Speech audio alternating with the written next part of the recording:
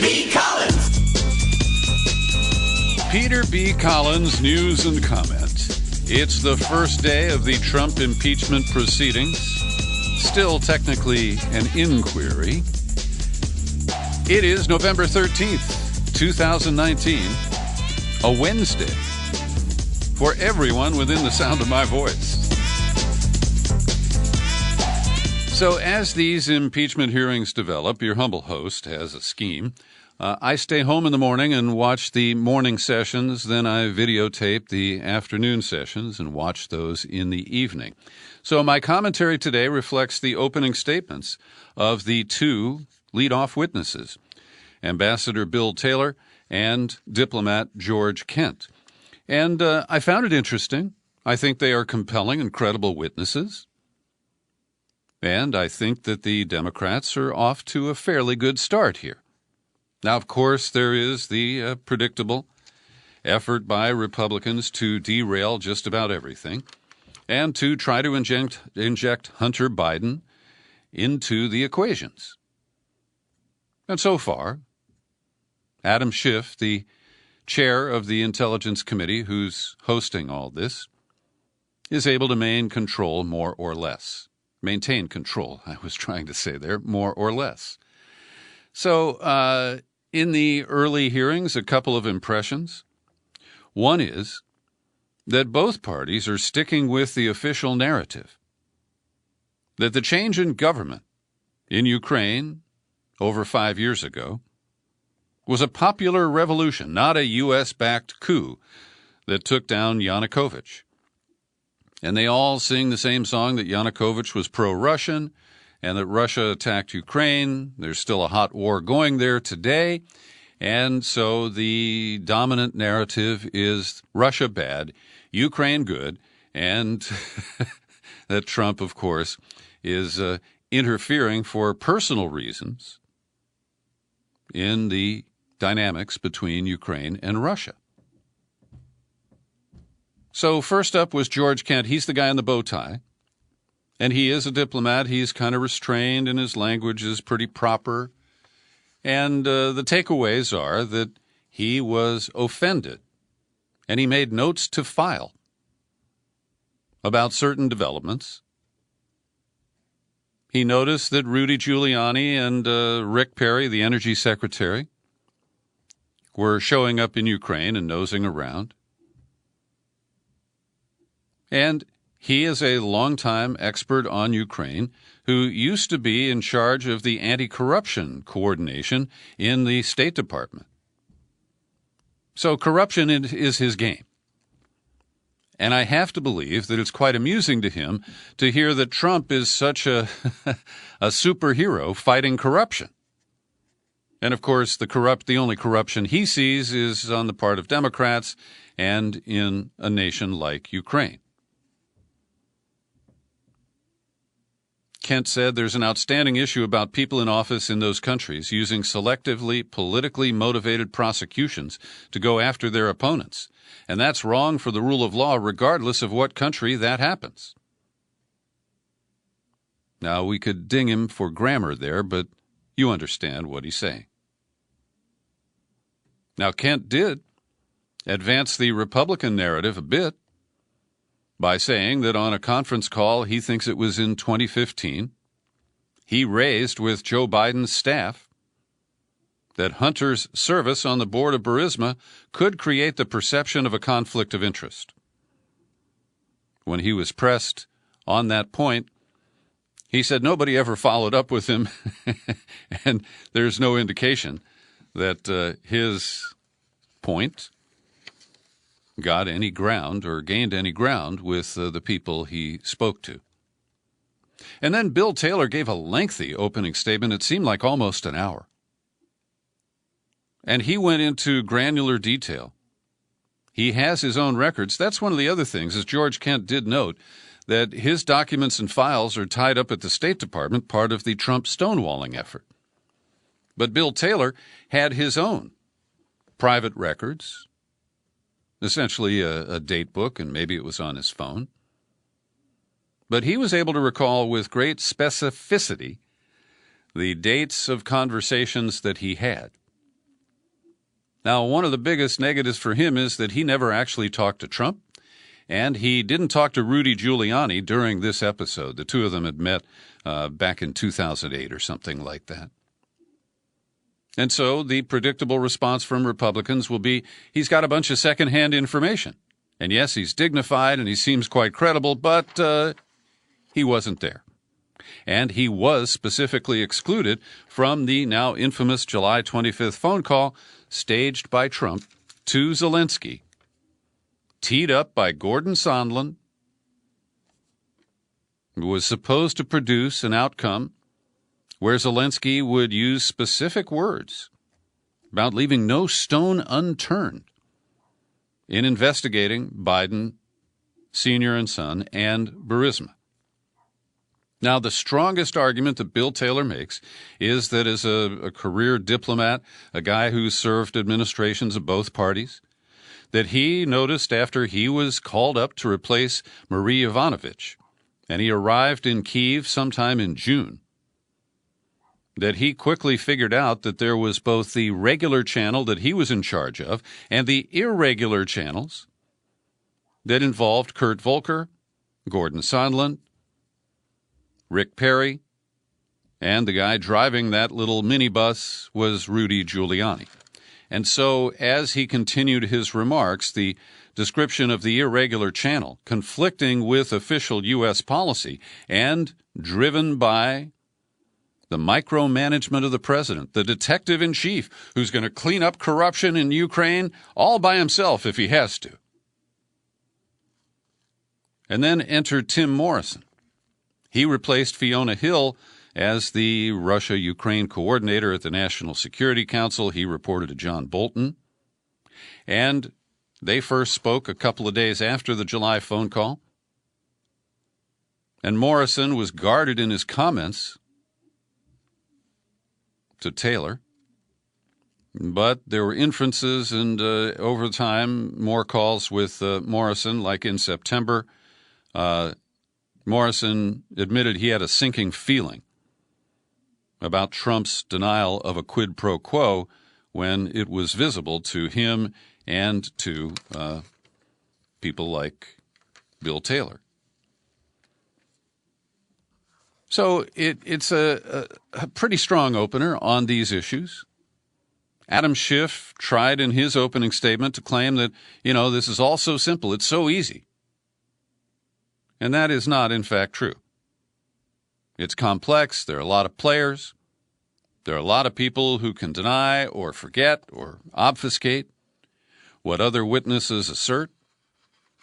The public nature of this allows people like Sondland to touch up their testimony just like he did last week before he delivers under oath to this committee sometime next week. Now, there is additional information that has surfaced. Taylor said that a member of his staff who was with Sondland the day after Trump's phone call said that staff member overheard a call between Sondland and Trump. Now, for one thing, the fact that Trump never spoke to his top, Taylor didn't have ambassador status because he hadn't been confirmed, but he was the top guy at the embassy in Ukraine, excluded from the call, never talked to Trump. He was just part of the State Department suits, right? And Trump didn't need to deal with him because he wasn't going to cough up anything that Trump wanted. And he went on, Taylor did, following the call with Trump, the member of my staff asked Sondland what Trump thought about Ukraine. Sondland responded that Trump cares more about the investigations of Biden, which Giuliani was pressing for. And Taylor puts all of this in the context of his commitment to help the Ukrainians fight the Russians. This military aid was desperately needed. Also, just the backing of the United States was important for Ukraine. And he's so earnest in all this. Now, I acknowledge that there has been a war going on and people are dying on a weekly basis in the Donbass. But I don't know that U.S. military aid is going to change the dynamic. And as I've said many times, I believe that Russia has grabbed Crimea. And we now know that Zelensky has made an appeal directly to Putin for talks one-on-one to try to resolve this situation, and that would be my preference.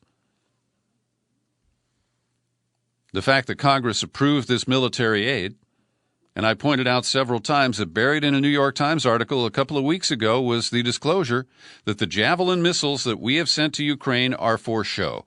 They can parade them down the streets of Kyiv, but they cannot launch them.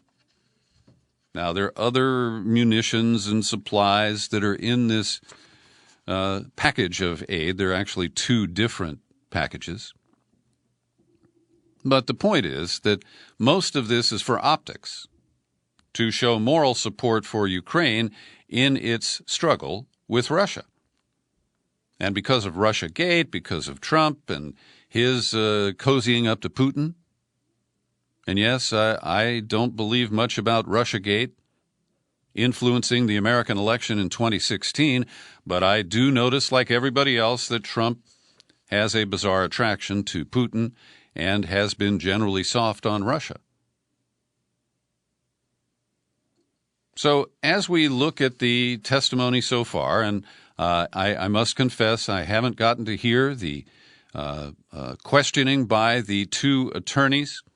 I heard 5 minutes of this guy Castor, the Republican attorney, asking questions, and he was using a lot of leading questions, trying to get Kent and Taylor to agree with a premise and then, move them in his direction. And sometimes they bit and sometimes they didn't.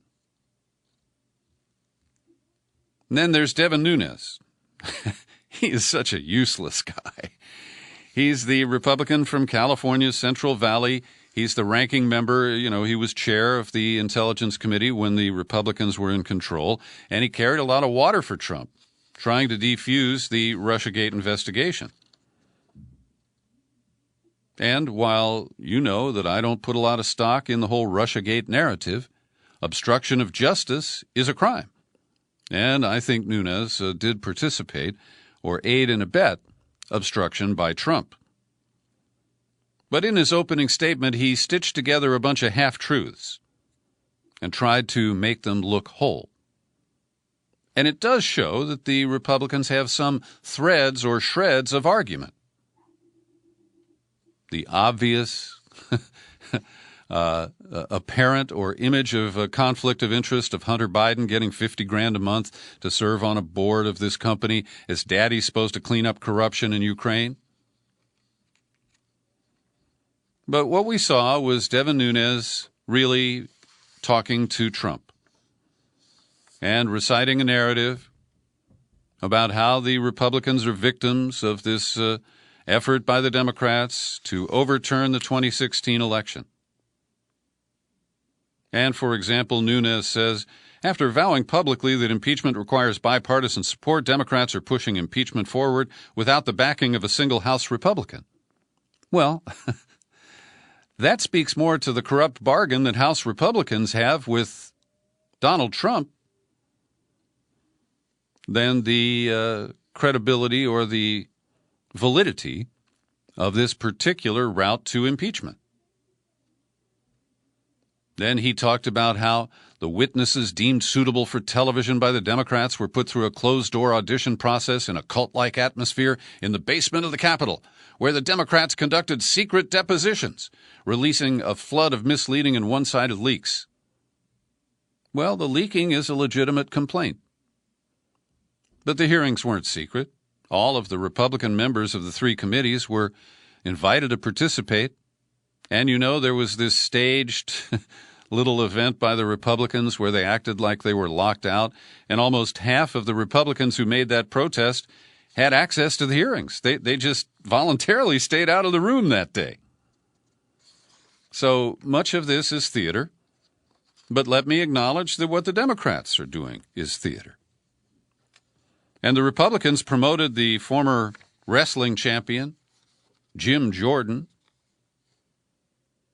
to the Intelligence Committee so he could try to attempt a series of smackdowns. And that's what he does. He's just one of those provocateurs. He has no moral center. He has no shame.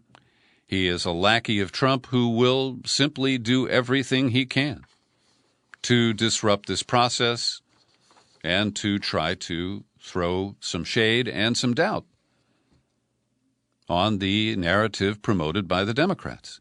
And again, I haven't heard everything today. I'll never be able to hear all of it. None of us will. But so far, I have heard no one raise the issue of whether the transcript, as Trump calls it, the incomplete memorandum of a phone call, as the document itself says, so far I haven't seen anybody demand to see the full transcript or to hear a recording of the Trump-Zelensky call, because I don't believe that that memo is complete. Over at the New York Times, an op-ed from Neil Katyal, former acting Solicitor General and a law professor. He was a frequent guest with Rachel Maddow promoting the Russiagate narrative, and nevertheless, in an op-ed at the New York Times today, he raises some important issues about the stonewalling being conducted by Trump. And the more testimony we get, the more eager I think we are to hear from the cretin named John Bolton. He seems eager to testify if he can get a judge to approve it, to settle his scores with Trump. Now, he quit on September 10th and was fired by Trump for quitting. Not the first to endure that sequence of events. But it does seem, based on the testimony, that he was pretty pissed off at what Giuliani was doing, at what Sondland was doing. And so he may turn out to be the actual hero of this episode. But we do have to acknowledge that what I described a moment ago as the corrupt bargain of Republicans with their president, what will it take for that to crumble? That's the real question here. And right now, I don't have an answer. I am pleased to see that Ron Fine, he and his colleagues have been guests on this podcast several times over the past year. They wrote the book about impeachment, and they are promoting, with the support of Credo Action and their nonprofit, Free Speech for People, that the House Intelligence Committee review other potential articles of impeachment, and therefore they have to investigate the issues, they have to call witnesses. And, as you know, I believe it must extend beyond this whole Ukraine flap. The clear criminal behavior of Michael Cohen could get him a free trip to Washington and a few days off from his prison sentence. And in less than an hour, Michael Cohen can deliver, as Steely Dan called it, the coup de grace. And it's the simple criminal act that Trump committed to obstruct justice that impacted the election, violated federal law, and it's why Michael Cohen's in prison today. Trump could, be convicted as well through the impeachment process. Now, in addition to that issue, which I know is on Ron Fine's list, they want to look at the abuse of office to promote discrimination, hostility, and unlawful violence. The president has repeatedly engaged in conduct violating the constitutional rights of individuals, misused agencies of the executive branch for improper purposes unrelated to any lawful function of his office, misused his official position to promote discrimination, hostility, or unlawful violence on the basis of race, color, religion, or national origin. And after that quote, I have to jump through my stack here and get to the report from the FBI on the huge spike in hate crimes. And that, I believe, is part of the evidence that could drive impeachment for Trump's volatile tweets and his mob rallies where he routinely calls people out for sexual orientation, race, color, political affiliation. So we're at the highest level in the past 16 years. The rate of reported hate crimes increased by 12%. Most were motivated by race, ethnicity, or ancestry bias. Attacks against Latinos showed a significant increase last year. And attacks on LGBT and transgender persons have increased by 34%. That is the Trump effect. Can you quantify it? Can you deliver evidence to an impeachment committee holding him responsible? Well, probably not. The Roger Stone trial is reaching closing arguments. They could happen today, if not tomorrow. Roger Stone didn't take the stand, but some of his commentary to the House committee where he was accused of lying 2 years ago was played back in the courtroom. And in that sequence, asked if he had advanced details on emails hacked by Russia and released by WikiLeaks, that's the narrative, of course, Roger Stone said he did not.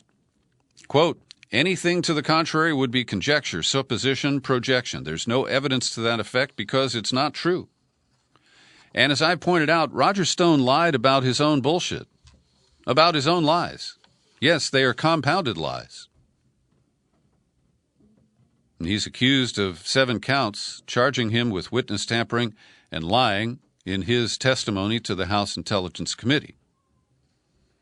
Now, prosecutors left unanswered whether Stone obtained advance information from WikiLeaks, but Randy Credico, who did take the stand and comes out of this as the smart guy in the room who didn't perjure himself by claiming the Fifth Amendment,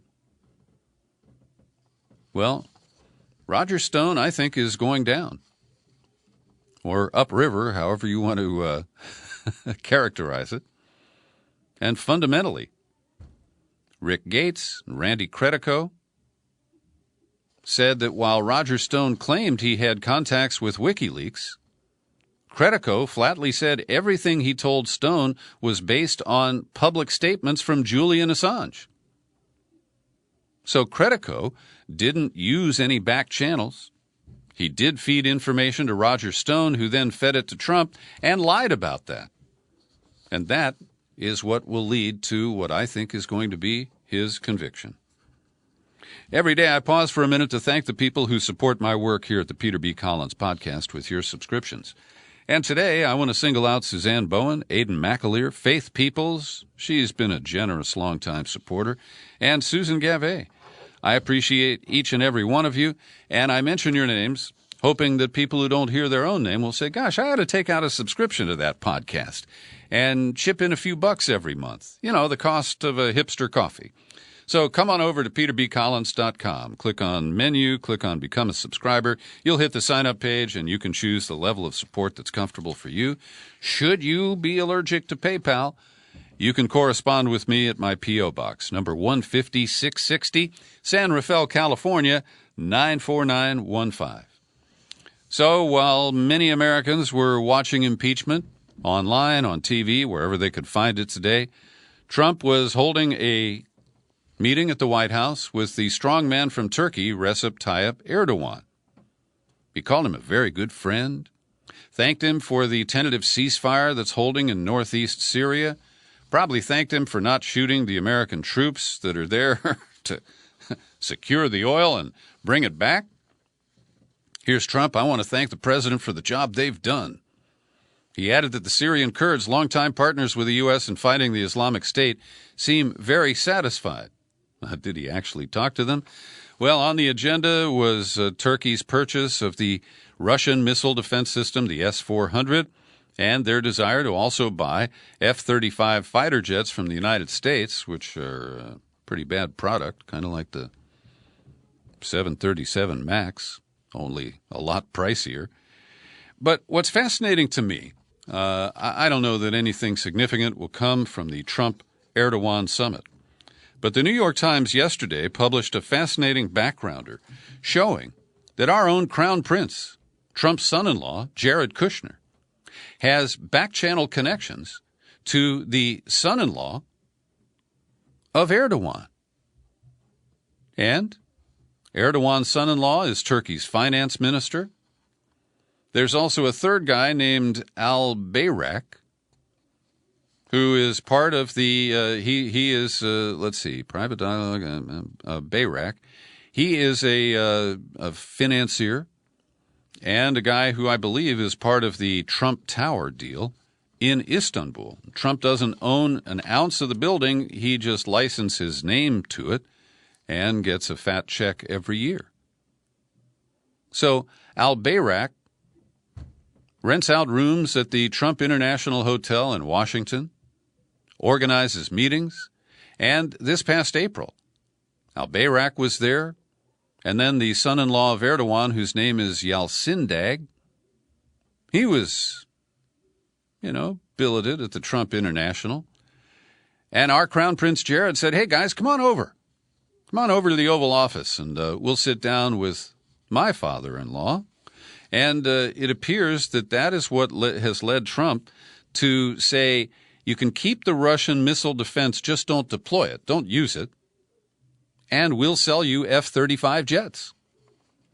So this explains some of the grease that has lubricated Erdogan's demands on Trump, including what was called the full withdrawal of U.S. troops from Syria, which is now just another twisted joke.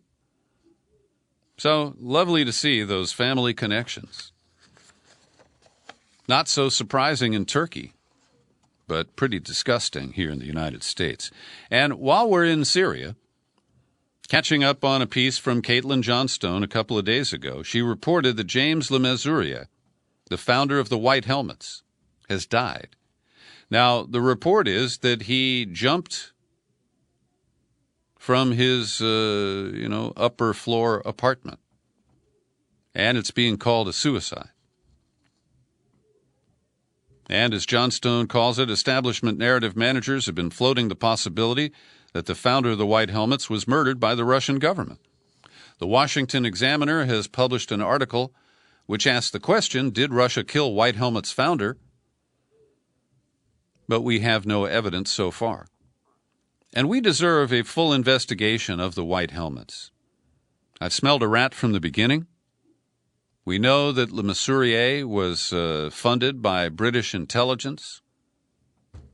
We know that the White Helmets always just happened to be there when the West was looking for evidence of the claims of chemical weapons and nerve agents being unleashed by the Turkish military. Today we are learning that the violence continues following Israel's unprovoked attack on Islamic Jihad, the assassination of attempted one and successful of the other, one in Gaza, one in Syria. We now have a body count of 24 Palestinians killed in the last 2 days. More than 350 rockets have been launched toward Israel. We have no evidence that any significant damage or loss of life has occurred on the Israeli side. And here's a comment from the Medical Aid for Palestinians. The situation is significantly deteriorated again this morning. Explosions can be heard all over Gaza. Once again, we are experiencing a situation very similar to the 2014 Gaza attacks. Hong Kong is enduring its third day of a general strike. College campuses have been the scenes of skirmishes. Many of those universities have shut down and students are leaving Hong Kong. Bus routes, train services, major roads were shut down. The general strike was called in response to a death of a young demonstrator. And Carrie Lam, who is the mouthpiece for Beijing, the woman who is the nominal leader of Hong Kong, she's taken a very tough line. But the protesters, demonstrators have not eased up. Beijing says it's because of outside influences and points a finger at the United States. And that could be entirely true. Meanwhile, in Bolivia, a backbench senator, a conservative Christian, Janine Áñez Chávez, has claimed the interim presidency after the military forced Evo Morales to resign over the past weekend.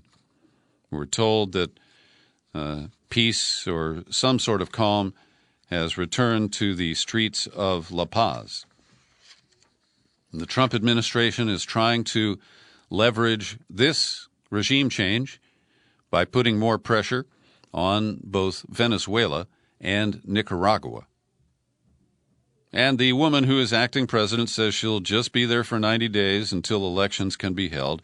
And I couldn't find it online, but I read a really virulent racist quote from her that she wants all of the indigenous people who supported Morales, essentially, like Trump would say, to go back where they came from, into the mountains, and leave the cities to the white European Christians. It's a really ugly racist component to this coup in Venezuela. In Bolivia. And Kevin Gosztola recaps the events at Shadowproof. He said, in Brazil, Ecuador, Nicaragua, Venezuela, now Bolivia, the world has witnessed coup attempts and violent opposition protests that reflect how the Trump administration has fully restored America's Cold War policy of backing right-wing candidates and meddling in the politics of Latin American countries.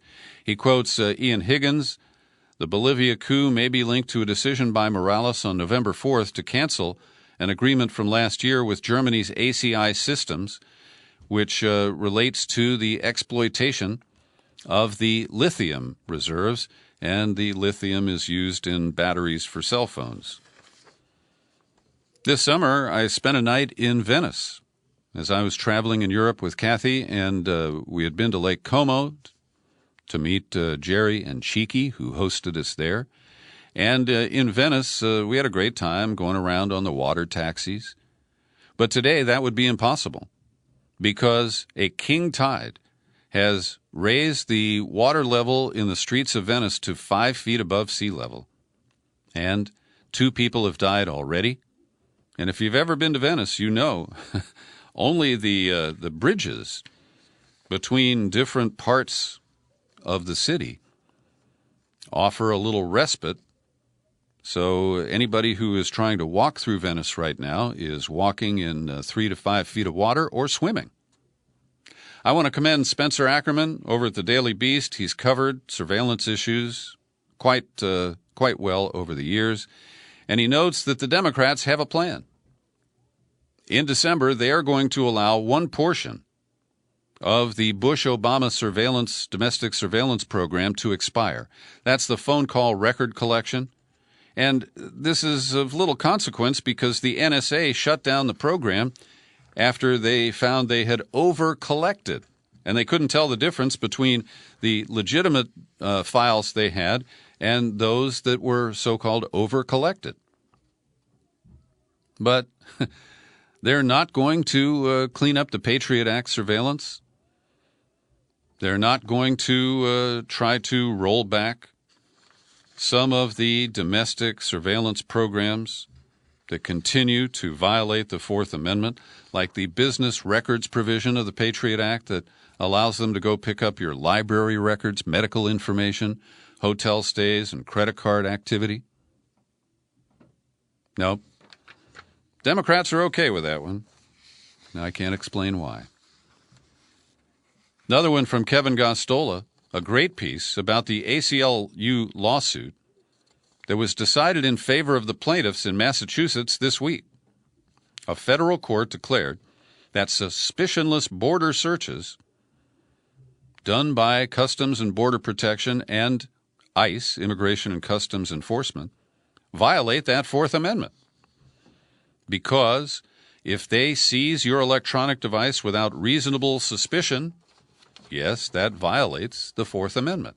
The court ruled that agents and officials must have reasonable suspicion to conduct any search of an entrant, that's a person entering the United States, of their electronic devices under the basic searches and advanced searches as now defined by their policies.